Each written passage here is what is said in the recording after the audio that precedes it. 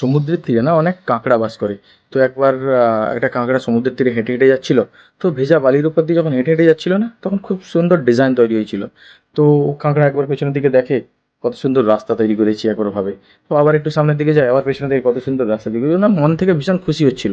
তো সেই সময় সমুদ্রের মাঝখান থেকে একটা বড় ঢেউ আসে আর সমস্ত রাস্তাটা মুছে দেয়। তো কাঁকড়া বলে, আর আমি যে তোর হৃদয়ের মাঝখানে থাকতাম, তুই আমার একটু খুশি দেখতে পেলি না? সমস্ত রাস্তাটাই মুছে দিলি, সমস্ত ডিজাইনটাই মুছে দিলি।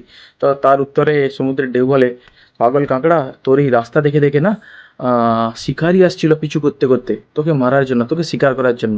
সেই রকম আমাদের সম্পর্কের ভেতরে যখন কোনো তিক্ততা আসে, সম্পর্কের ভেতরে যখন ক্র্যাক আসে, আমরা কি করি? আহ, একে অপরের প্রতি না ভীষণ ধরনের খারাপ ডিসিশন নিয়ে নিই। এ অমুক, এ তো সুখী, আমার সাথে কথা বলে না। এমনকি আহ, যার প্রতি খারাপ ধারণা নিচ্ছি তাকে এক্সপ্লেন করার জন্য একটু সময়ও দিই না, সুযোগও দিই না। আমাদের ঘরের দেওয়ালে যখন ক্র্যাক আসে, আমরা কি করি? দেওয়ালকে ভেঙে দিই না, ঘরকে ভেঙে দিই? আমরা দেওয়ালকে মেরামত করি। তো সেই রকম কোনো মানুষের সম্পর্কের ভেতরে, যে কোনো সম্পর্ক, সম্পর্কের ভেতরে যখন কোনো তিক্ততা চলে আসে, তখন সম্পর্ককে ভেঙে দেওয়া উচিত নয়, সম্পর্ককে ছেড়ে দেওয়া উচিত নয়। সম্পর্ককে এক্সপ্লেন করার জন্য সময় দেওয়া উচিত, আর সম্পর্ককে মেরামত করা উচিত।